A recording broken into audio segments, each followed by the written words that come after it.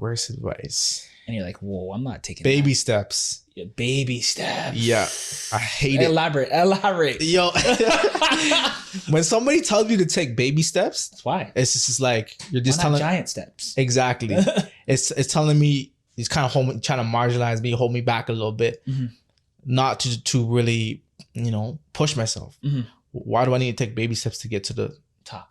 No, just go and figure it out later. The big steps I might fall, but you fall once, you get up twice. Everything black on black. If I studied that facts on facts. Welcome back to another episode of the Black is the New Rich podcast. And today we got a very special guest, like a very, very special guest, because he's doing big things around the city. He just recently won a huge award and he's the first of our kind to do it. So I believe that he should be up here so we can spread his story, because honestly, he's doing amazing things and he's doing different things. But I don't want to keep on talking. Can you please introduce yourself? Yeah, my name is Tre Sanderson, also known as Tre Sanderson. First black chef to win Top Chef Canada. So jeez, gotta clap that up. Yeah. It's pretty big. I don't really come from a lot, so this kind of title for my culture, for my kind, is very special. Okay, dope. So I'm gonna get into you being a top chef, but first I want to kind of bring it back. I want to know your backstory. Where did this cooking journey start for you? Just like at my mom's crib, man. Apartment. Small apartment, but just like, having fun in the pantry, creating things. I was hungry sometimes, so just like kind of just like having fun with it, Okay. So, yeah. So obviously, like when we grow up, we were into sports, right? Big time. So growing up playing sports, and did you ever felt like not guilty or embarrassed to that you want to cook, or did you feel like, maybe I'll do that later? Did you feel some type of like, maybe I'm doing something different, this is not cool yet? Yeah. Did you feel that? I don't know. Like for me, I was big on sports, but yeah, like I just kind of found another hobby that, is not your typical hobby for a kid like myself. So it was just like kind of having fun with it. Yeah, true. Yeah. So since you won, right, what do you think this means for the city? Because it's big. I feel like it just breaks the barriers a little bit, pushes the envelope. People of our color, of our kind, don't get shined as much, especially in the industry that I'm in. It's very like Eurocentric.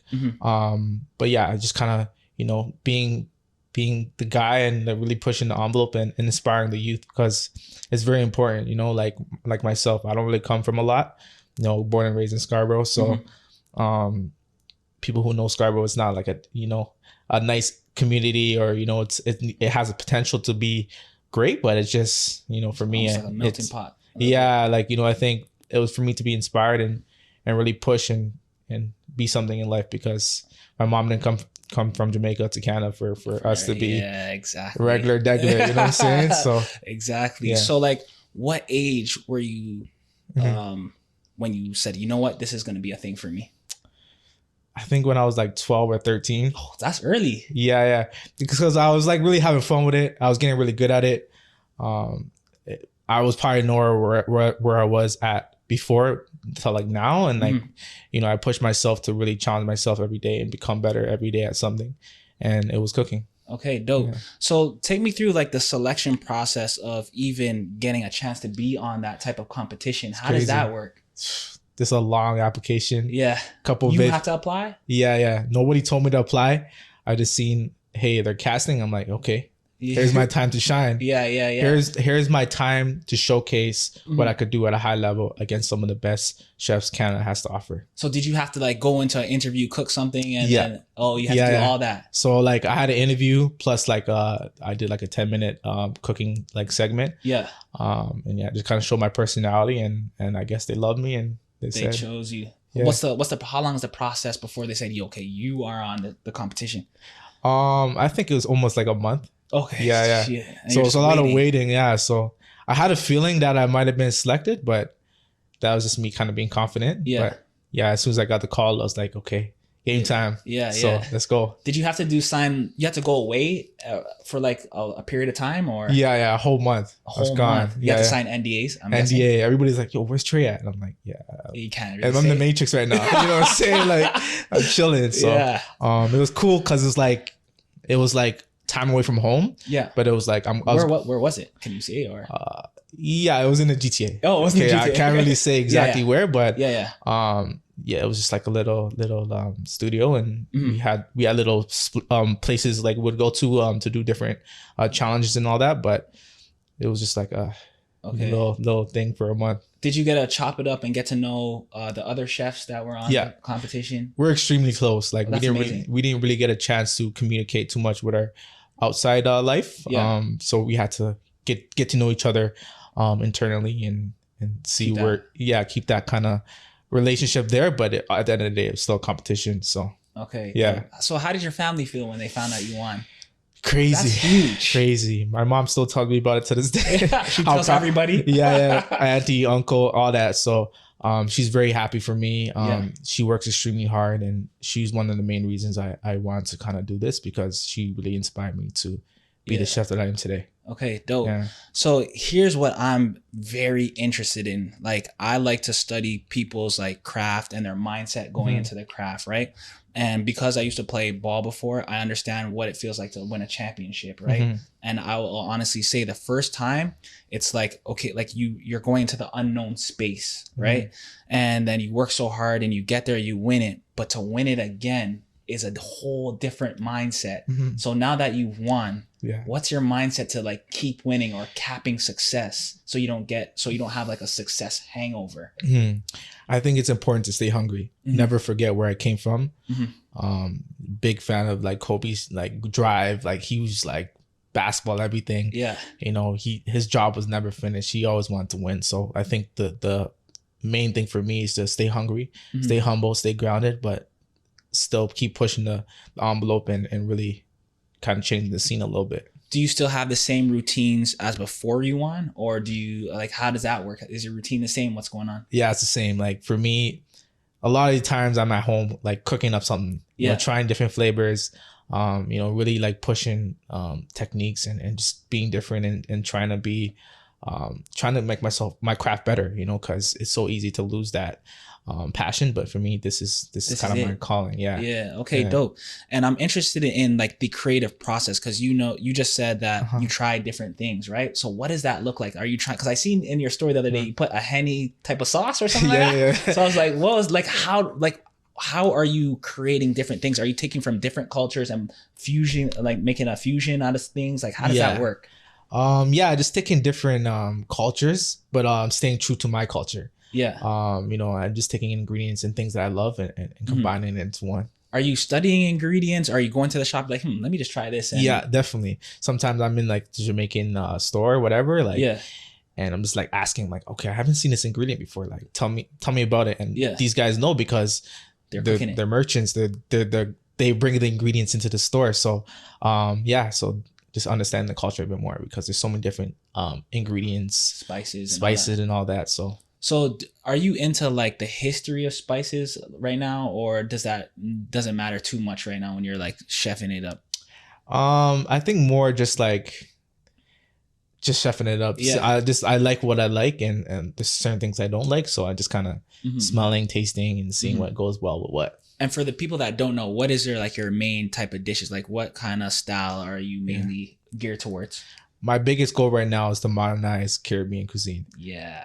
Just because, you know, like I always say, you don't really see it on these like award levels, like awards are like, you know, world's best or like 50's best. You see like Italian. Like it's always the same. Like we get it. Like they're great cuisine, but they all love our food. Exactly. You know, why can't Caribbean food be on a high level?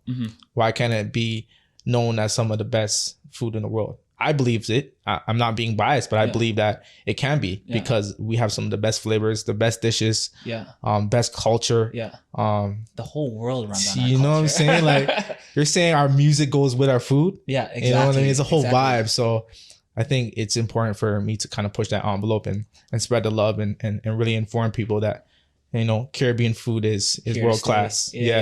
So I was even listening to the shout out to the Gents podcast, because I was listening to that one, and you said like, you know, in a like one of your big goals is to open like a classy Caribbean restaurant. And I think that will change the dynamic of even how we view our Caribbean spots. Like Yes. I remember you mentioned the styrofoam box Yep. thing, and that really hit me because all we get is we take it home, we You know what I'm box it off, saying? but why can't we have a classy experience? Exactly. So can you talk more about that?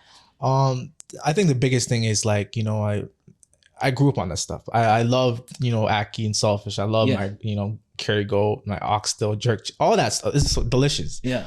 But why does it have to always be in a styrofoam cup? Why does it have to always be at my grandma's table or my mom's table? Why can't we bring your girlfriend or your wife or, you know, have a nice dinner date at a beautiful high class restaurant that is Jamaican or Caribbean?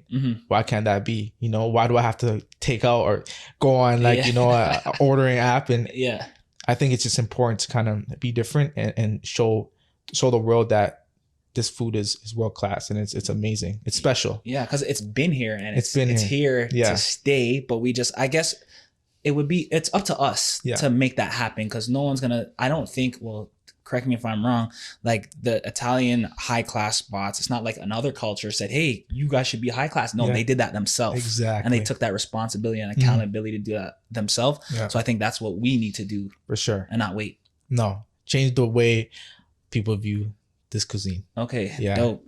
So a mutual friend hit me up and was like, you should interview this guy. He's top chef. Right? Amazing. And I was like, wow. Like, and I was telling you off camera, like, I felt guilty that I never heard this news, right? So I'm like, okay, I'm definitely gonna interview him. That's one thing, but like, how more than that, it's just like, how do you think we can support you better?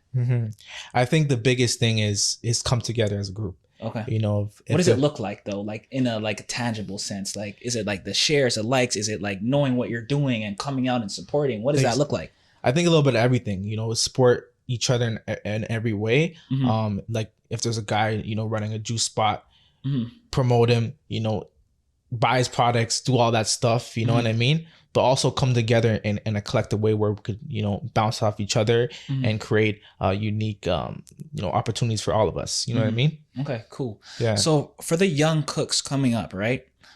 What different lanes can they look at to be successful? Is it the chef? Is it the meal prep people? Is it the private catering? What can they, what's their options? I think everything, you know, even going to school, tapping into school. I think you did school. I did school. Okay. Culinary school. Culinary 2 year. Yeah. But like for me, that's kind of what I want, the route I want to go. Yeah. I was doing my research. I was getting inspired by, you know, world class chefs. Yeah. But also me trying to work in some of the best restaurants in Toronto, in the city. Okay. Working with some of the best chefs, best cooks, pushing myself like, hey, okay, that's the best guy you have right now. Look, let's go. I'm trying to be better than him. Yeah, you know what I mean? That was my mentality every restaurant I worked at, you know, and pushing myself and being uncomfortable, because once you're comfortable, that's when it's like, it is what it is. That's it. Yeah. But for me, I wanted to keep pushing and growing, and challenge myself. So when, as a young chef and as a young, you know, person, you know, you just want to challenge yourself as much as you can, because growth is so important. Okay. Yeah. What determines a great chef from a good chef? The heart. The heart. What do you elaborate? I mean, you know, a good chef, you know, comes in, does the job well, but a great chef does the job, but more. He comes in early, you know, he's off the clock. He's asking the right questions. He's asking the wrong questions, because there's no right or wrong questions. But studying, you know, understanding where the ingredients are coming from, the supplier, everything. Okay. You know what I mean? Really like diving the whole operation. Exactly. You know, a lot of times like it's a stressful job, it's a stressful industry. You know, it's your 10-hour days, your 12-hour days. You want to go home and eat some McDonald's. So yeah. For me, I get my rest, but the next day I'm still like at it and like, okay, what did I do wrong yesterday? What can I do better today? You know what I mean? So I think it's just the heart and the passion and the care for the craft, because at the end of the day, we're making these foods and these ingredients, and we're tapping into different things for others. So it's important to really show that on the plate, the heart and the passion. You know what I mean? Yeah. So you just put everything into what you're doing, and it'll come out in your meals. Exactly. Jeez, that's big. Yeah. So when I was on the show, it was like, I this is what I love to do. So I was to showcase everything on my plate. Like you let it all go. I let it all out. Yeah, for Yeah. sure. So when you were on the show, was there like stressful moments for you at all? yeah, it was definitely, there's a lot. There was a lot of them because I haven't done anything like this before. I haven't been on TV or anything like that. So how was that? Like, what were the stressful moments like? Like, what were they and how did you feel? There were certain moments where, you know, I was taking a risk. I've done things that like I've never done before ever. So it's like, okay, this might be a good idea. So let me try it. But, you know, there's a lot of different, you know, moments where I could have done better, but you know, that's just a learning curve for.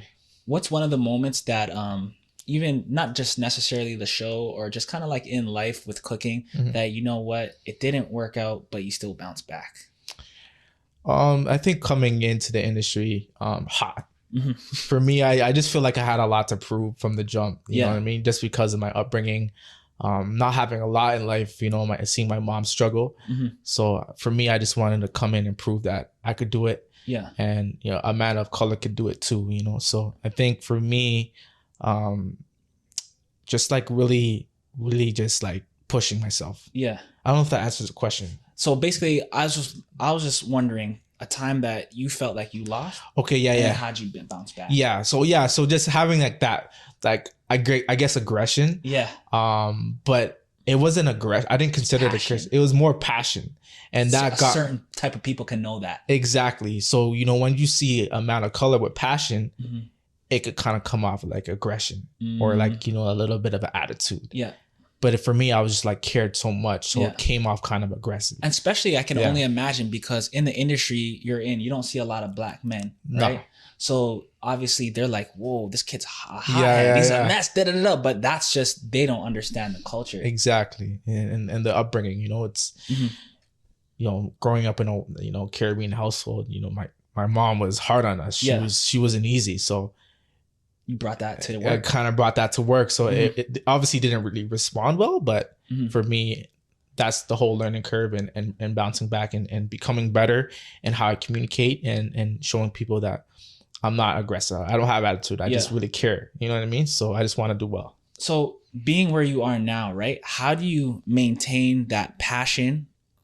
And how do you communicate to certain other people now, learning what you've learned?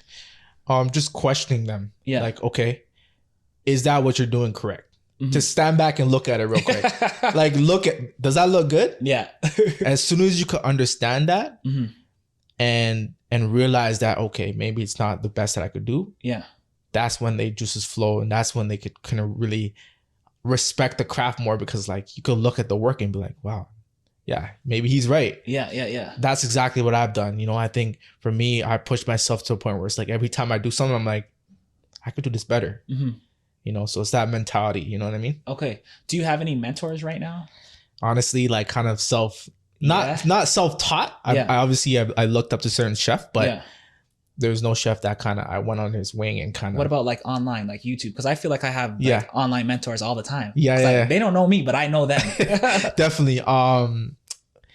There's a couple I like. I don't know his last name, but it's Joshua Wiseman. I don't know his last name, but he's doing really cool stuff. You know, a lot of the world-class chefs like Thomas Keller, Grant. Yeah. These guys are like, you know, the chefs that I kind of looked up to from when I started because of the craft and how they, their perspective on food. You know what I mean? Okay, cool. So when I was doing my research on the whole game, the Top Chef, and obviously I researched what you won because I was like, what did these guys win, right? So I seen the amount of money that you won. I seen the things that came with it, right? And I feel, I don't know how it works, but like if it was to be like a large lump sum of money at one time, how did you feel? And was it a little bit intimidating for you? Definitely a lot of money. The most money I've ever seen in my bank account. It came all at once. All at once. Holy shit. But like there's certain things like the KitchenAid came after. Okay, cool. But the cash came first, and obviously it's the most money I've ever seen being in this industry and just working. So but yeah, it was overwhelming. Yeah. But still haven't touched it. You still haven't touched it? Still haven't touched it. So yeah, so that goes into my next questions is that like I want to know like are you now educating yourself on like what to do with it? Where should this go? How do I want to use this? Yeah. Because obviously, well, for me, I talk about myself. Like I didn't come from a family that necessarily talked about financial literacy in the household. So if I got like a lump sum and I'm young, I would be scared as well. So what are you doing to like make sure, you know what, this, I'm not going to run this shit out. I'm going to build on this. Yeah. Like, this is a head start. Definitely. Just like being debt free is important. Okay. You know, paying off the debt and making sure that, you know, you're clean, but savings, you know, investing in property, you know, and all that stuff, because now it's building that legacy. Yes. So it's important to kind of save and keep Are you asking anybody like, hey, like, what should I do here? I heard a lot, like crypto, you know, mutual funds, you know, you should put it in GIC and all that other stuff. It's like, I don't know. I just don't know. It's hard to you know, trust anybody. Exactly. Advisor, you know, obviously their job is to advise, but who knows if they have the right heart. You know what I mean? Actually, I can even introduce you to someone that I forgot the exact word. I believe it's fiduciary. So what it means is that he has to have the best interest or in his clients, or he could be sued. Wow. As financial aid. So I can connect you guys. Amazing. Just so like, you know, like you never know. Yeah. You know, because I want to see you turn that into $1 million. Definitely. You know, times that by 10. Yeah. You know what I'm saying? Because that's a type of money where like, it's not the money where you be comfortable, but it's the money where you could start something. Exactly. And, you know, especially being Black, we got to get that stuff right. You know, I think there's a lot of different routes, you know, start investing, but obviously I want to open up a restaurant, but I want to be in the right space. Yes. You know what I mean? Yeah. But yeah. What do you think about opening up restaurants? I have mixed feelings just because it's a lot of money you could lose. Yeah. You know, it's a risk, you know, if it's not successful, then you don't really gain a lot of money off restaurants, but it's just a so risk. Where do they make the restaurants? Is it the franchising, or I think it's more like the franchise. Once you can have a second location, then you're successful. Okay. But the margin is really tight, you know, like it's a lot of work, you know, and you got to watch your food costs, your labor costs. All of that stuff. And you want to make sure, I'm guessing, like the quality's still there. Exactly. You know, you could run a 150 plus seat restaurant. Obviously you'll make a lot of money, but the quality kind of goes down once you have a bigger restaurant. Oh, makes sense. I don't even think about these things. I mean, you can still have a good like spot, but not a really like high end, top of intimate. Line. Like it's like, you know, it's very, I don't know. It's hard to say because for me, it's a thought that I've always wanted, a dream that I've always wanted. I always wanted to open a restaurant, but it just has to be right. You know what I mean? Right time. Okay. Yeah. So what are you working on now? Like after you won, what's the next stuff? Just like working with like, you know, like-minded chefs like myself, colored. Yeah. And really, you know, popping up, you know, working with different restaurants and stuff like that. Trying to do some private gigs, but mostly just like popping up. Doing some cool partnerships and all that stuff. How does because I don't know the business of like culinary and stuff like that. Like how does those partnerships work? Because I actually know a couple people that do like private catering, but like I think you mentioned that the partnerships with restaurants. Like how does that all work? Like do you reach out? Like how does that work? Yeah, I have a feeling, or I have a thought, an idea, and I just kind of reach out. Like give me an example. Like okay, Chubby's Jamaican restaurant downtown.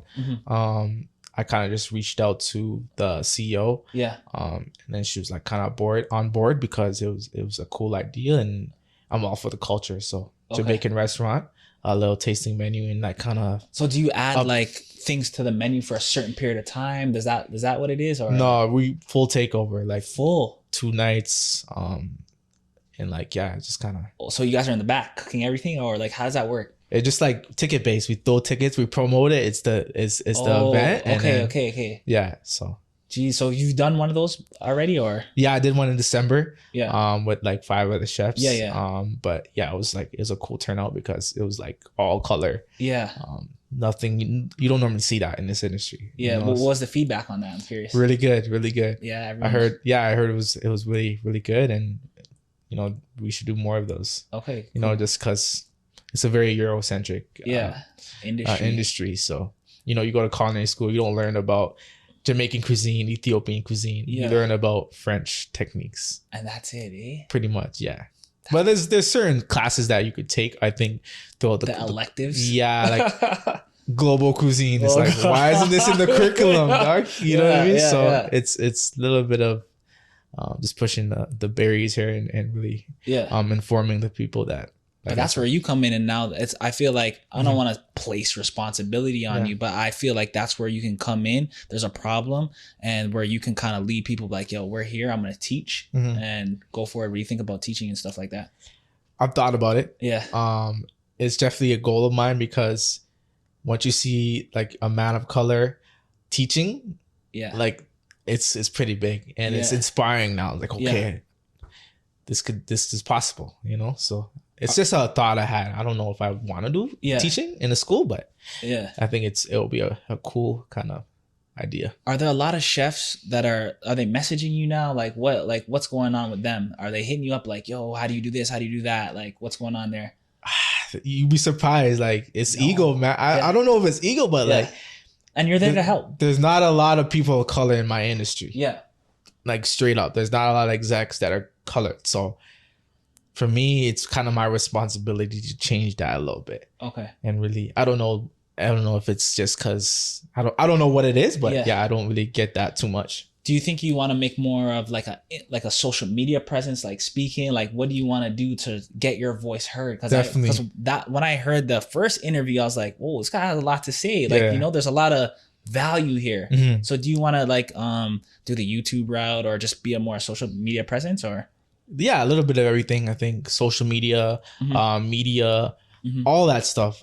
Just because I think it's important it's kind of like my responsibility for my voice to be heard in the community of hospitality, because I'm colored and there's not a lot of us. So I really want to inspire like a lot of you to really do it, because you look at me, you don't really see that. Oh, this guy's a chef, top chef. Yeah, but now it's kind of different. Yeah, now you're here. That we have to be looking at you as a top chef. Exactly. And like we were even talking a little bit before off cam. It's just like, yo, like we're at a time now. Like we're not waiting for anyone to open the door. We're creating our own doors, or we're busting down their door. Because I feel that we've been doing a lot of waiting, and ultimately when you wait, then they can still control the narrative. Like look at our music industry. We don't own nothing when it comes to our masters, our songs, our culture. Like we talk about this culture thing, and I always question people like, what is the culture? We don't own it. That's crazy. Yeah. You know what I'm saying? So I just feel like with this stuff, like because you're the first one, we're early now. So now we can start to tell our own narratives through you, right? Yeah. How do you feel about that? So it's definitely a big responsibility, but I definitely agree. Like, we got to create our own opportunity. Nobody's going to give anything to us. And as a community, I think it's just important for us to help each other out as much as we can, support as much as we can, and really push our community forward, because we've been in the backseat for too long. Yeah, way too long with the best stuff. You know what I'm saying? Like, it's crazy. Yeah. So I think for me, for us, it's very important. Okay. What's your day-to-day look like now? Just, lots of planning, filling the calendar. But yeah, still like kind of just keeping busy, man. Really just pushing the envelope. But yeah, just still in the calendar. Are you cooking like every day, or like I don't know, like how, like does a cook like I feel creative today, or is it like a practice thing? Like how does that work? I think for me, it's still cooking. Like I don't never want to put that down, but just really creating new things and new dishes, and really staying true to my beliefs and what I believe in. So not really changing too much. Yeah. Have you ever made something you'd be like, oh, what the hell is this? You'd be surprised. I don't really talk about those ones too much.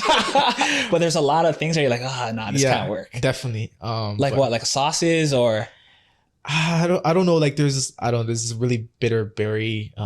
This called I don't know what it's called. But it's a berry that grows in the Caribbeans. Yeah.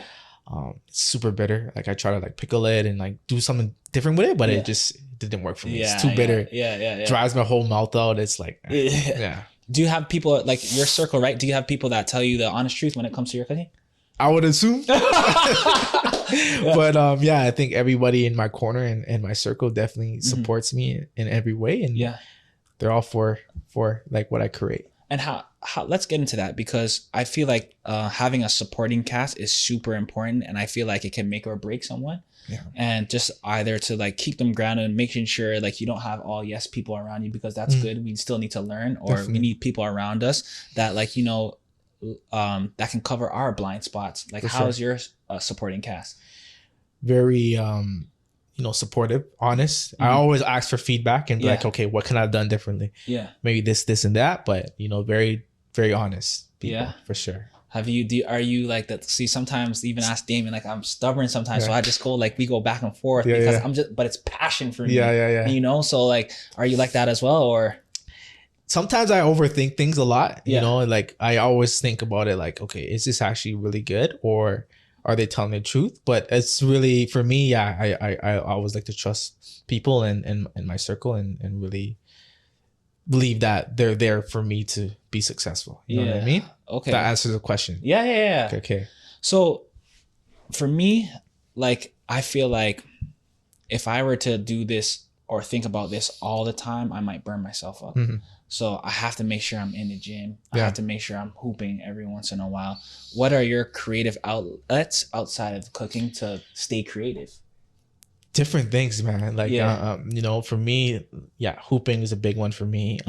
Trying to stay in the gym for sure. But like drawing or like writing. Just different outlets that is not norm. You know what I mean? Like game nights. I want to try different things this year. I was like, the paint nights and all that things. Like pottery. Yeah, pottery. That's another one I was looking at the other day. That's funny how you said that. Pottery is fire. You tried it? I want to because I love, for me, if you like come to the crib, it's like all my plates are 1-on-1. Like different. Like there's no sets. So I like to create. You made them like that? No, I want to make a plate. Oh, okay. So so that's, for me, it's definitely interesting, and just like tapping into different creative things and going to museums or whatever. What about traveling? Is it that big? Big, huge. Yeah. Huge. Have you been places, or you want to go places? I want to go to a lot of places. Well, Tokyo.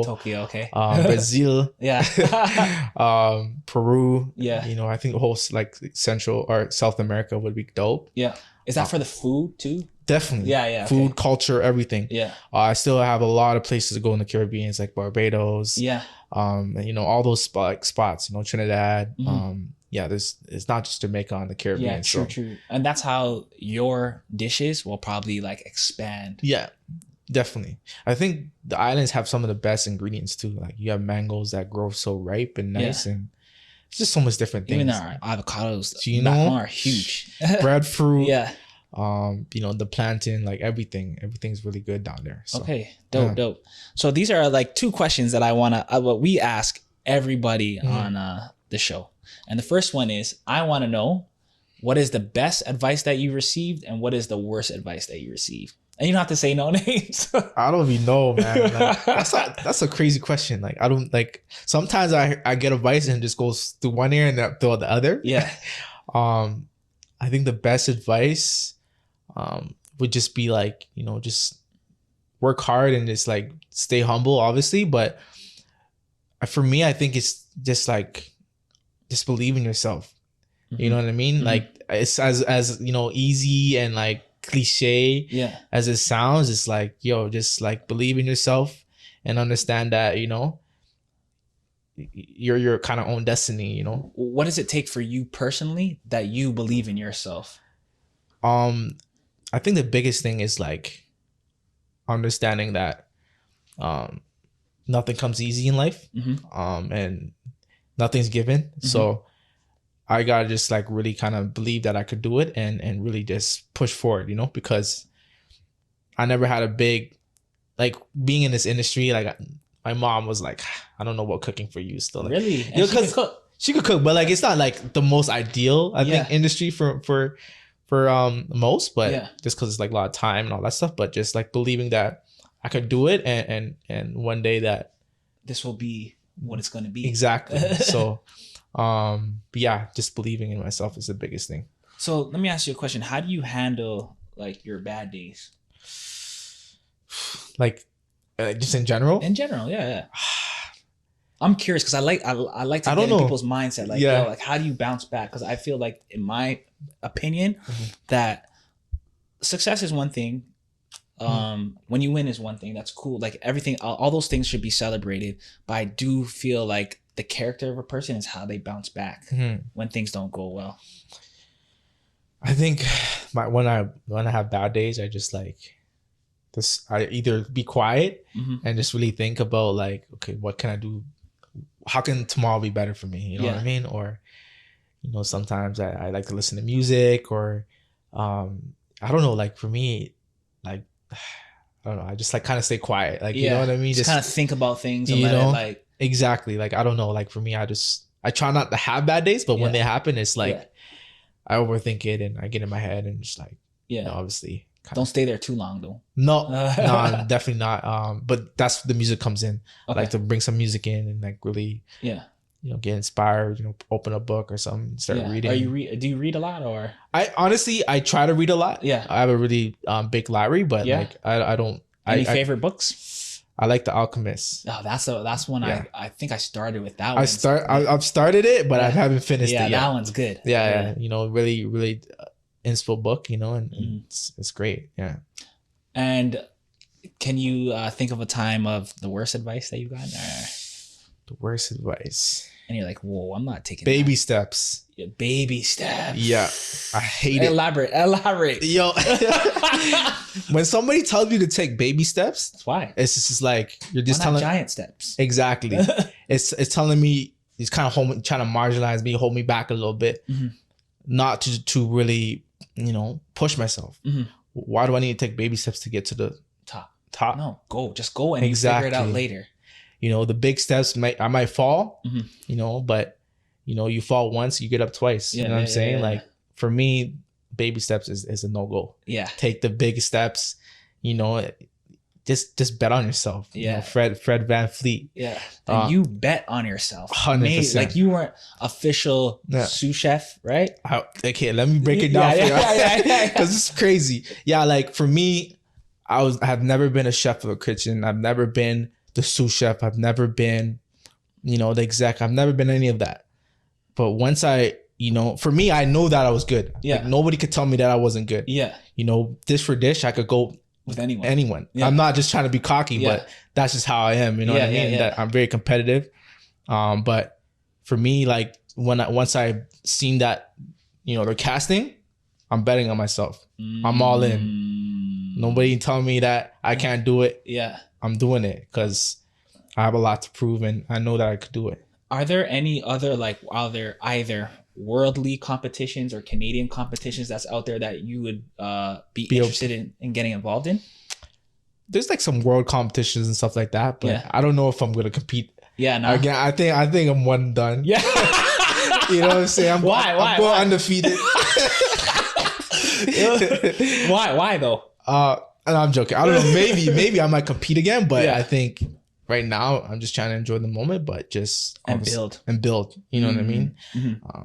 It's clearly shown that it can be done if you're the underdog or the, you know, top dog in the kitchen. But you know, I think for me right now is to build a community that we're in. You know what I mean? So. True. I wonder if any of the other chefs were pissed. you never know. You know what I mean? Like it's like, who is this guy? How did this? I'm not gonna cut, but how did this guy win? Yeah. It's just because like I'm not I'm like, for me, these guys are more experienced than me. Yeah. You know, for me, so you're the youngest one there. I wasn't the youngest, but it's just who they have surrounding themselves with. Like, you know what I mean? You had like guys coming from different parts of Canada, working with different chefs, being mentored, big one. So I think for me, it's like, who is this kid? You know, so I kind of, you know. Well, that's how you ruffle feathers. I feel like that's how change comes. Like you have to irritate before change comes. And now that you've irritated like the industry, like, whoa, this guy didn't really have the credentials to be here and won. What does that say? Exactly. What does that even say about their rubric? Facts. Or like how they look at cooks. You know? Right? So that's just... Titles mean nothing to me. Yeah, exactly. You can tell me that you're executive chef, blah, blah, blah, but... It's someone else's opinion that gives you that title. Exactly. That's how I look at it. And there's not a lot, like I always say, there's not a lot of people of my color in the executive chef position. Yeah. And that's why it's like, this is pretty big for me to do it. And it's a big responsibility, but do you think I can't tell anyone that it shouldn't be their goal to get like top chef, but like, should we be thinking bigger than that, or just like let them have their titles and whatever, and we just kind of create our own lane? What do you think? I think, the titles are cool, like, winning anything is cool, but yeah, I think creating our own lanes too, our own opportunities is big, because nothing in this world is given to us, and nobody's gonna give anything for us in this community. So we just gotta, as a community, as a group, just create our own opportunities. Okay, dope. And quickly, like, how do the pop-up shops work for you guys? I heard you, I think you mentioned in the other podcast that you're doing pop-up shops. How does that work? Like, is it like people come through, they buy a dish, or like, how does that work? Yeah, so it's like a ticketed event. Yeah. We promote it, we show who's curating it, and if you want to come out, you see who's up and what's up, and do you guys like talk about the foods or talk about what you made and stuff like that? Yeah, dish for dish. We talk about, but like, I don't want to just pop up just to pop up. I want to do for great causes. Like, I want to raise money for charities and stuff like that. Okay. Like, it's very important. Like, not to be intentional. Exactly. You can just pop up anytime, but for me, it's all about building communities and really giving back. As much as I possibly can, because I wasn't given a lot coming into this, so and I never had a mentor that for me, it's important for people to kind of, or like the community to kind of be like, this guy means good. You know what I mean? Yeah. Do you feel that you're ready now to like take on a mentor position in other people's lives? Like, how do you feel about that? I feel like I still have a lot to learn as an individual. Yeah. I'm not going to lie, but if I could give any advice or, build anybody up, I'll give my honest opinion. But yeah, it's definitely a lot of work. True. Yeah. Because how I look at mentorship is not like, I feel, in my opinion, that you don't have to be at your final form. Like, for example, if the alphabet is from A to Z and you're at C, well, then you can help someone get from A to B. Yeah. I hear you. You know? That makes sense. Yeah, that's how I look at it. For sure. And you're a person that you've gone where none of us have gone.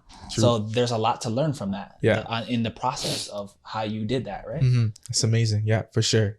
That makes sense. Yeah. All right, cool. So on this show, we like to make predictions. So I want to say, when looking back at this, I'm like, Trey did say he was going to do that. Where do you see yourself in 5 years?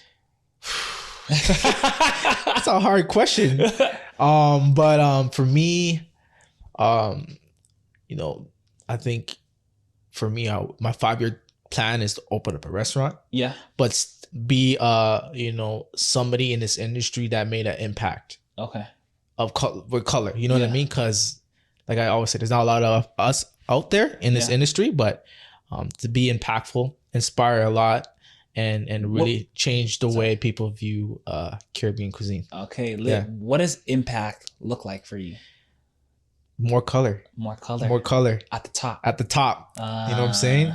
There's too many marshmallows. Too many marshmallows up there. I get some chocolate. You know what I'm saying? But no, I think for me, just a lot of more color, more diversity. You know what I mean? It's very important. And really, push. Okay. Yeah. Dope. Before we go, right? Do you have any last words for anybody?